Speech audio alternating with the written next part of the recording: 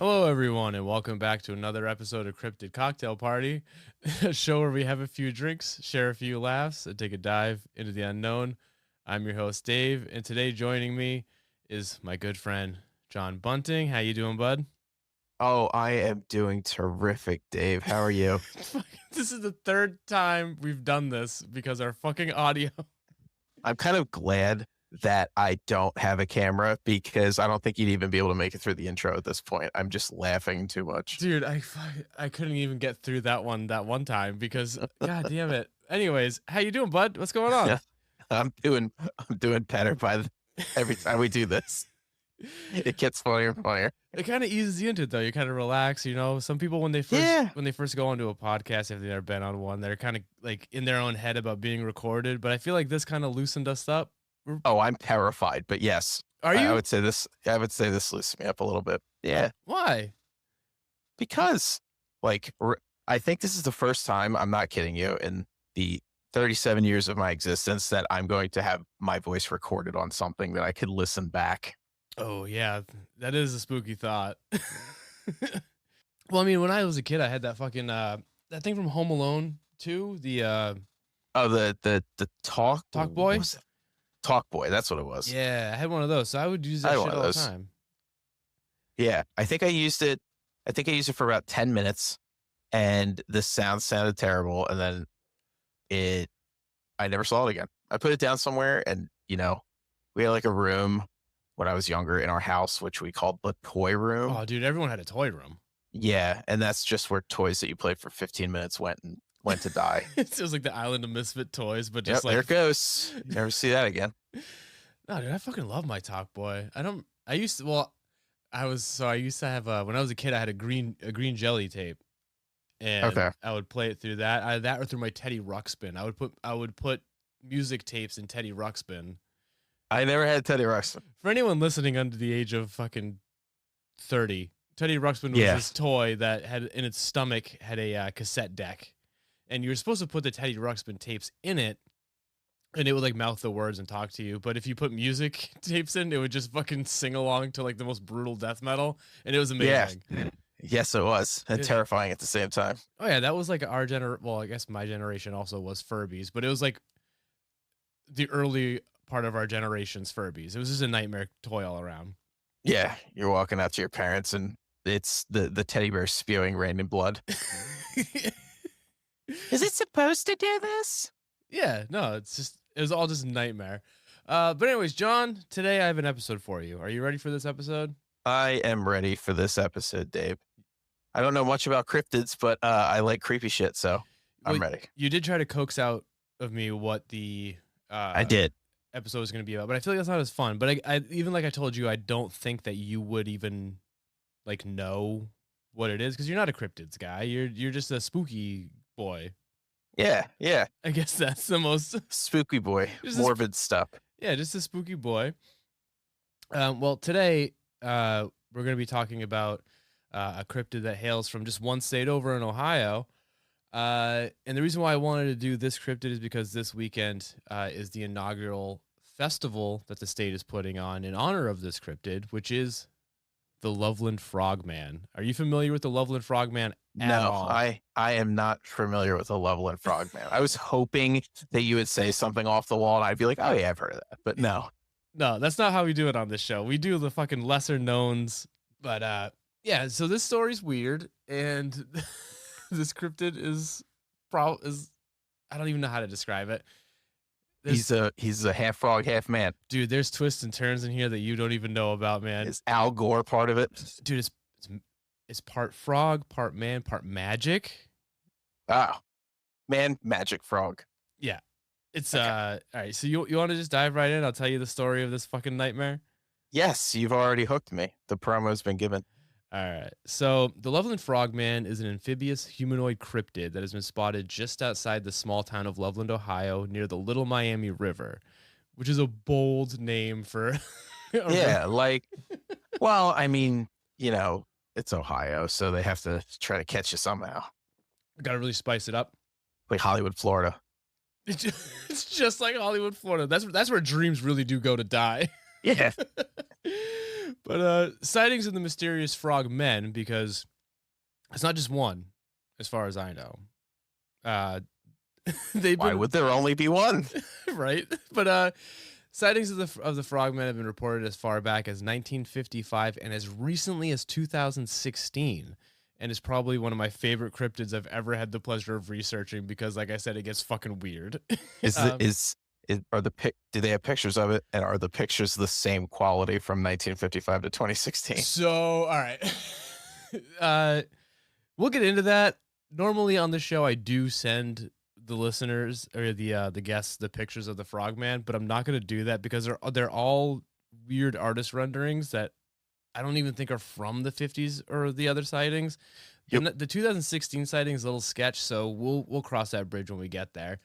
You'll describe it better than I could see it anyway. I mean, probably, but before we get into the sightings and like the descriptions of the creature, it's customary on the show to give our listeners some fun facts about the area that we're discussing. So, Okay.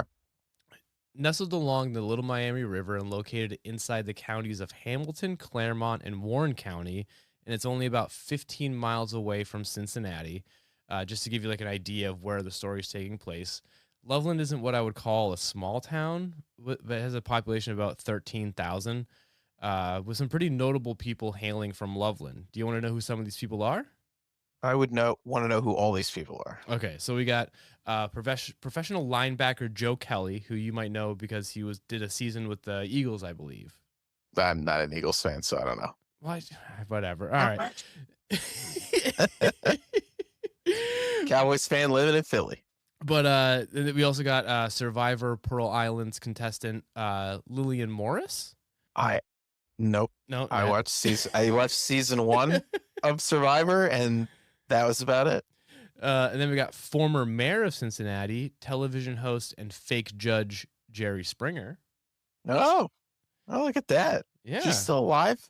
Yeah, he has a fake judge show. Oh, really? Yeah. Shows how much I know. I'm not up with this anymore. I only know this because Sam from work. Oh, of course. When I go into the office after 5 p.m., he's watching judge shows, and I'm pretty sure I saw him watching a Jerry Springer. So if Sam's listening, sorry, Sam.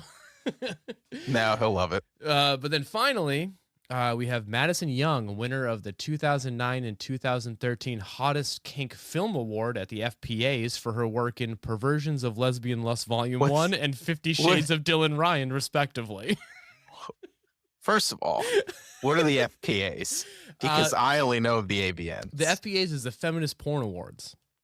Oh, Feminist Porn Awards. Yeah, I don't know. But hey, good for her, man. Hey, yeah. She took it home twice, son. Yeah, she did. Took it home more than twice. All right. So yeah, so that's a little backstory of the the area that we're going to be covering today. This is a variety of people. I can't think of the right word right now. A motley crew of fucking just yeah. All right. So yeah. Let's get into the story of the Frogman. Again, this weekend is Frogman Fest. Unfortunately, I couldn't make it because it's 9 hours away from me. But yeah, I figured we would do this. So let's get in. So the first sighting of the Loveland Frogman was in the spring of 1955 on a stretch of road known as the Madeira Loveland Pike that runs along the Little Miami River just outside of Loveland in Claremont County. Robert Honeycutt, I think that's how you pronounce his name, not 100% sure, who was either what Honeycutt? It's Honeycutt, I think. Yeah. But he was either a businessman, a traveling salesman, or a short order cook, depending on where you're hearing the story. I am already skeptical. But even though his backstory is kind of all over the place, we can't even get the guy's friggin' job right. Yeah, it's true. But the one thing that does remain consistent is the story of his sighting. So at roughly 3:30 a.m., Robert was driving home when he noticed 3 figures off to the side of the road in the bushes with their backs turned towards him. At first glance, due to their short stature, Honeycutt assumed that they were just 3 dudes on their knees, like praying, which 3 dudes on their knees. Yeah, they're just praying. You know, you never come across just like 3 dudes praying on the side of the No. highway. Well, you know what? Around here, yeah, you'd see that. Now you would. But Anyway, obviously that's weird. But thinking that this was super weird, he decides to slow down to get a better look at these nocturnal monks, and that's when he realized that it wasn't just like a coven of weirdos holding a midnight mass off the side of the highway, but actually it was 3 amphibious-looking creatures that stood about 3 to 4 feet tall, webbed hands and feet, Teenage Mutant Ninja Turtles. We found them. leathery gray skin, and wearing loose-fitting pants. It is unclear if they were wearing shirts. I'm glad that we could be specific about the loose-fitting pants. Oh, yeah. Were they Kind of comes into play later. Not really, but kind of. okay? So he went on to describe the creatures as having long, lipless mouths, no nose, a ring of fat around their necks, and forward-facing human eyes, which can only mean one thing, John. Yeah, I mean that's frog if I've ever heard one. But that is frog, half man. The forward-facing human eyes could only mean that the frogmen are apex predators and should be feared by all. That's new. I've never heard of that before. What? Forward-facing eyes, big apex predators. Forward-facing eyes are what all apex predators have. Man, I am very uneducated. Anyway, prey animals have eyes on the side of their heads. Predators have them in the front of their heads. I can't believe that. Like, I didn't put that together until now. You really didn't know that? No, I'm serious.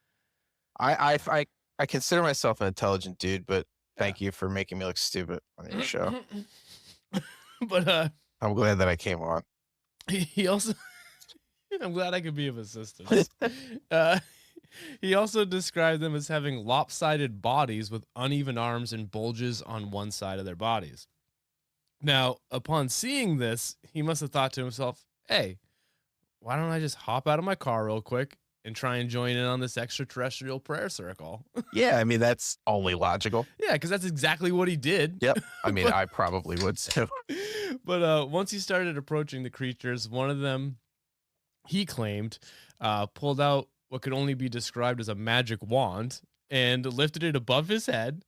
And then the wand started shooting out bluish white sparks from the tips and the frogs summoning his Patronus. Yeah, see, in my head, it kind of played out like I'm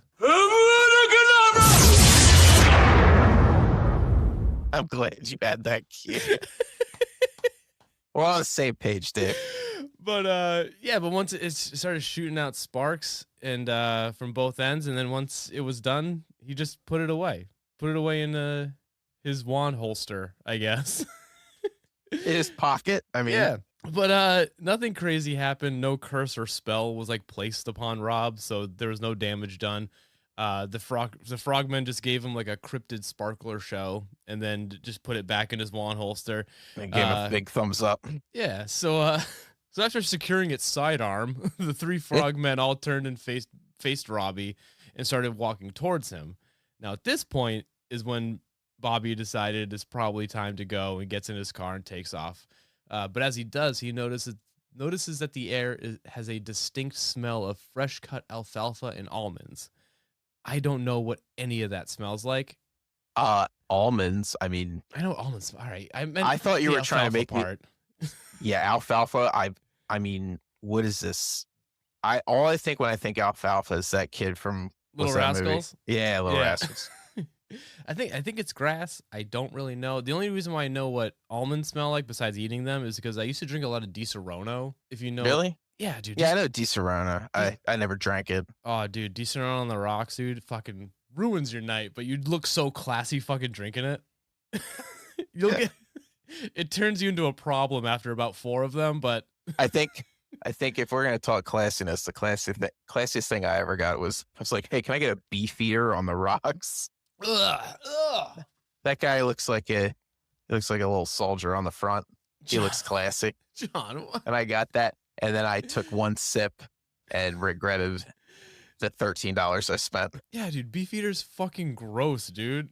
Isn't it? Is it vodka or gin? It's gin, It's right? gin. It's Yeah. gin. Don't get me wrong. I love a good gin. Gin and I didn't Sprite. have any juice. No, dude. So I drink gin and Sprite. So, because gin and soda usually add a lime or a lemon to it. Gin and Sprite already has that in there. Plus, has that little extra sweetness, so it doesn't taste like you're just drinking straight up pine needles. It's actually like somewhat good, Genius. right, dude? I found a workaround. Back in my more desperate days, when when you were a kid, when you're a kid and you're you're Yep. drinking liquor, you steal a bottle from your parents or something like that, and you don't have any mixers. Gin and Mountain Dew, surprisingly, is really fucking delicious. We called it the Green Monster because Gin obviously we're Mountain from Dew. yeah, Huh. dude, it's not bad. All right, so back to the story. Upon fleeing the scene, he heads to the local police chief's house, who later stated that Honeycutt was sober and sincere in his telling of the story. And I don't know if this is true, but according to the Kryptonaut podcast, the locals claim that this report sparked an FBI investigation into the matter, but no idea what or if anything came from it. So I don't know if maybe I know you're not like a weird cryptids aliens guy, but I don't know if this could be like a Men in Black situation if you believe the Men in Black are real. I want to believe the Men in Black are real, so yes, I think that sounds like it. it does, right? It kind of sounds like people came and were like, "Oh, we're from the FBI. We heard about this fucking weird frog man," and then Like, if it was something like that, I would be excited. Mm. Like if there was some sort of mind eraser tool. See, the Men in Black, I feel like aren't the movie portrays them as like fun heroes of the universe, but in reality, No, they're horrible. They're horrible people. Yeah, if you do any sort of digging into the Men in Black, they're a fucking nightmare, dude, and I wouldn't want any part of it. Anyways, so all right, so we found the Teenage Mutant Ninja Turtles. They can summon Patronuses, and now we are at this sheriff's station. yeah, so he claims that the locals claim that the FBI came and investigated. No idea if anything actually came from it, but that's not where the story ends. It better not. For him, it does. That's where his story ends. Nothing ever comes from his story. So, oh, come on. This guy didn't even dig deeper. no, I would. You would think, but anyway, so the next two sightings of the creature happened within a 2-week span in March of 1972, almost 17 years after Robert's first encounter with the creature. Okay. So at approximately oh my god, at approximately 1 a.m. on March 3rd, 1972, Loveland police officer Ray Shockey, fucking love these names, That's a great name. was heading towards Loveland on Riverside Road near the Totes Boots factory. That's just fun to say. And of course, that's along the Little Miami River. He's driving slowly due to the icy conditions on the road when he notices that what he thought was a dog on the side of the road. The animal darted in front of the officer's vehicle, forcing him to slam on his brakes and come to a stop in the middle of the road. Now there, illuminated in his headlights, he saw what he described as a small creature, about 3 to 4 feet long, weighing roughly 50 to 75 pounds, with leathery gray skin, and crouched down like a frog. Suddenly, the creature stands up on his hind legs, just stares at the officer straight in the eyes, and then just darts across the road, up on over a guardrail, waddles down the embankment, and then fucking off into the Ohio River. Yeah, okay. And we immediately went after this, right? You know what? There was a post that I saw on Reddit the other day. Did you see that sexy looking lizard? Negative. We can't do it on podcast. I'll have to send it to you. That's exactly what it reminds me of. It's this lizard and it's got like its legs spread and it's kind of looking back at you, kind of like it's posing. That's immediately what it reminds you of. Just staring at you like, yep. It's kind of, yeah, but he didn't go after it. Actually, later that night, another officer investigated the scene but found no sign of the creature, but did report distinct scratch marks on the railing where the frogman climbed over the guardrail, which is weird because I don't think anyone ever described it as having like claws. Yeah. So I don't know like how it would have just left a fucking gouge on like the side of the thing. I don't know. Do frogs even have like nails? Frogs don't have claws. I mean, have like but it is humanoid. Maybe it has like human claws. I always thought that frogs had like suction cups kind of things. And that's tree frogs. I don't think that's like all frogs. I never thought that they had like any claws. I thought they were just kind of like flat feet and hands. Yeah, they're just all around awful. That's I not mean, true. I like frogs. But the second sighting of 1972 occurred only 2 weeks later by another Loveland police officer named Mark Matthews. Now, according to his report, Matthews was driving back into Loveland when he noticed what he thought was an injured or dead animal in the middle of the road. So he stopped his car and got out to either check on the animal or just to, like, move the corpse off to the side of the road. But as soon as he approached it, the animal, it shot up into a crouched position. I assume like a frog would stand. yeah, okay. Now the combination of it lurching up and the fact that it looked like a nightmare human frog hybrid, Emmett, so his name's all right. I forgot I wrote this, but his name's Mark Matthews. So this is how I wrote this sentence. Are you ready for this? I'm ready. So the combination of it lurching up and the fact it looked like a nightmare human frog hybrid, Eminem unholstered his gun and took a shot at the creature. Now I'm invested. Now, seemingly unfazed by this flagrant use of fucking excessive force, the frogman stood up, hobbled over to the guardrail, casually stepped over it, all while maintaining eye contact with the officer, as if to be like, "The fuck, like really, dude? Like, you're just gonna shoot me?" That's the scariest part. He gives you like your eyebrow, like the Rock. Like, really? Just like, come on, bro. Like, dude, just like you, dude. Imagine shooting a fucking frog man. And it turned around and looked at me like that. I would apologize. I'm sorry. Yeah, I'm sorry. I just put my gun down.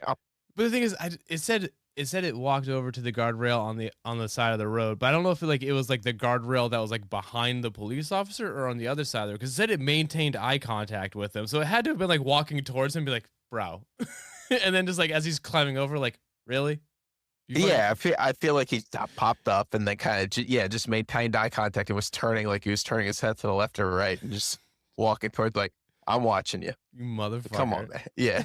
And I would hope that in that situation that the frogman would turn around and right before he went over the guardrail, he's looking at the guy and the guy's like shrugs his shoulders like, "Come on, man. I mean, you're weird. I mean, come on." But you are right, dude. Like, I would profusely apologize. Like, if it just got up, like, dude, like, give me the look like that. I mean, all right, bro. I would give it my gun. I'd be like, "I'm so sorry. Here you go. I don't know what I did. This is on me. I'm gonna go. Look, I'll give you one free one. How about that? Everybody gets one. Just make sure you get shot. Just shoot me like in a meaty part, like a calf, or like I don't. Yeah, like, exactly. I'd take my shoulder out or something like that. I'd be like, all right, right here. Just below the knee. Nothing like that would kill me. Just I'm sorry. Yeah. Now, can I get a picture? Now, years later, Matthews would start to backpedal and recant his story, claiming it was just a normal lizard or large reptile that had escaped his enclosure or got too big and the owners let it go into the wild. My guess is that he got a lot of blowback from the department or like friends and family and just kind of like wanted to distance himself from the situation as much as possible. But I don't know. It kind of seems. I feel like that's what it was. Like, why would you tell that story of you shooting a fucking frog man and then like years later be like, "Nah, I didn't shoot a frog. What the fuck are you talking about, dude?" You know why? I bet it is because of the look back. Because this guy was so convinced. That frogman popped up and he was getting ready and he shot it. And then that frog turned around and looked at him and fucked his whole story up because now he feels bad. Because now he's just like, he gets to that part in the story. He's like, "I fucking shot him." And then he turned around and, sorry. And then he was pissed. "What would you do?" "I said I was sorry." Yeah, right, dude. Like, and then he walked away. Like a bitch. Yeah. It's one of those stories that halfway through you realize that you should stop telling that story. Like, you think it makes you look like a badass, but then like as soon as you say the one thing, you're like, yeah, shot him, and then he looked at me like I was an asshole. Yeah. And then he walked away. And that's when you stop the story and just go, "You had to be there." Yeah. I'm here. So it's a "you had to be there" story. Yeah. You're like, right, guys, right?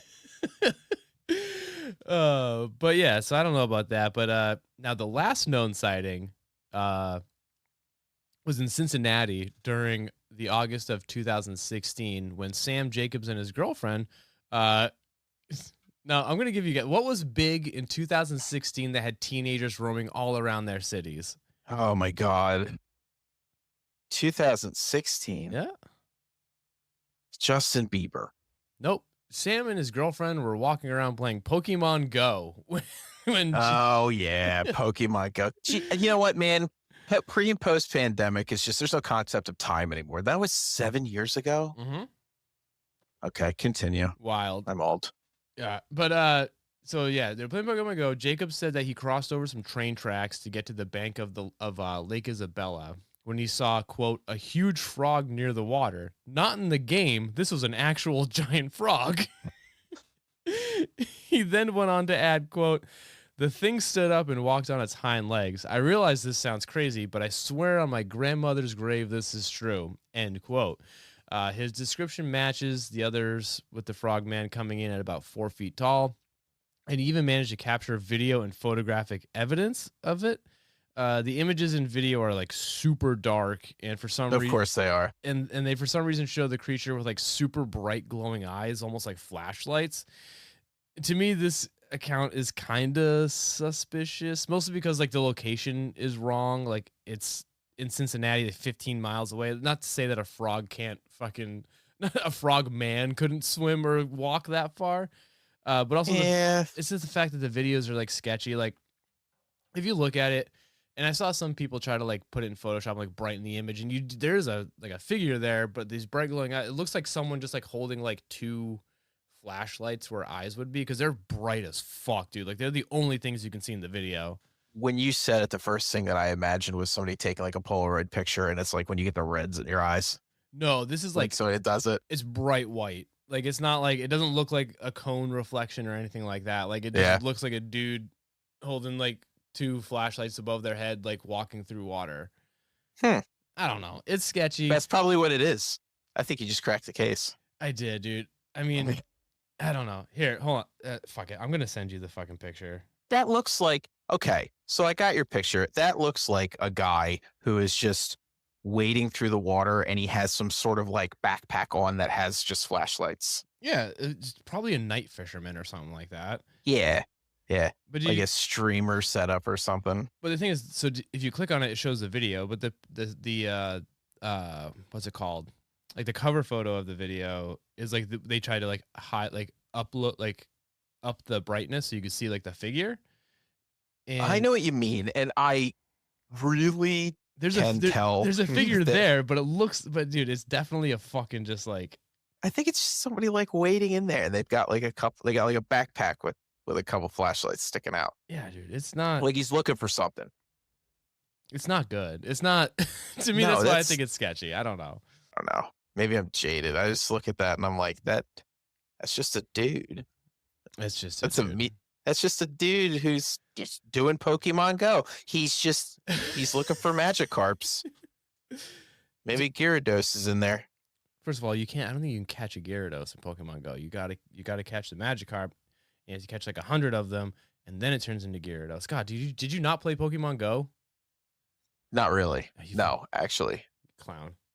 my Pokemon playing stopped at yellow. That was that's how old I am. That was like base Game Boy Color Pokemon Go. Yeah, man, like fucking link cables, getting different EVs and shit. Oh, I got the Thunder EV. You need the fire one. Give me the link cable. Dude, I got you, bro. Yeah. So do you have a DS? You gotta get fucking Sword and Shield, bro.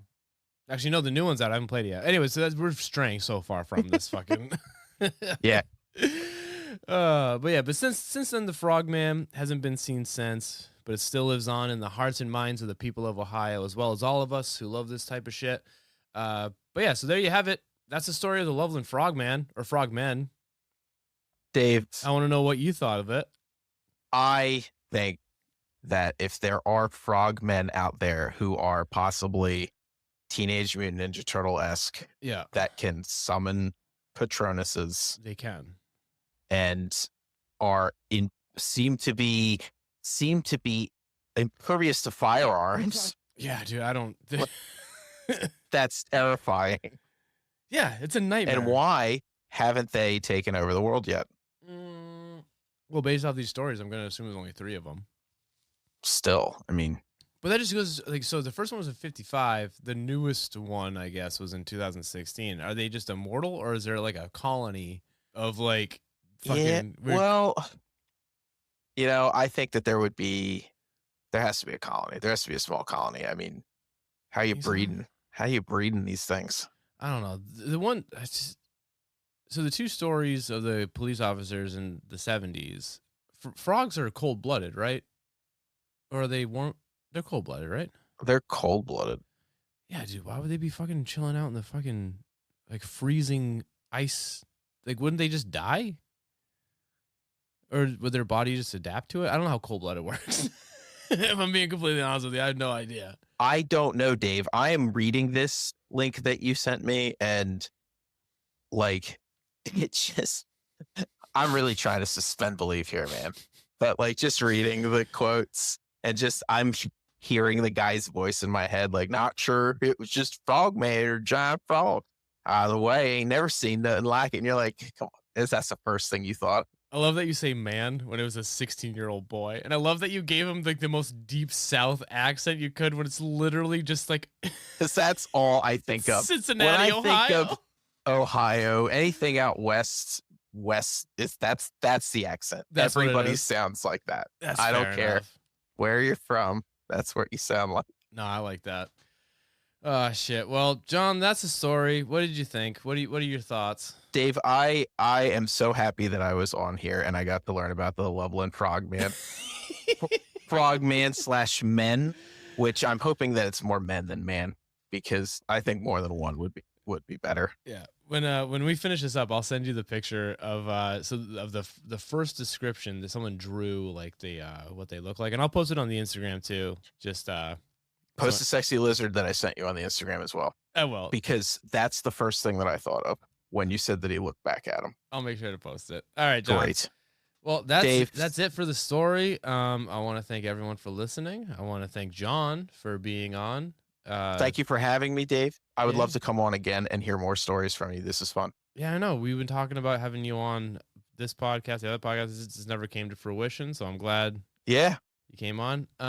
All right, everyone, if you're listening, please, if you can, leave a rating and review on Apple Podcasts. Leave a rating on Spotify. What else is there? Follow us on Instagram at Cryptid Cocktail, and I think that's about it.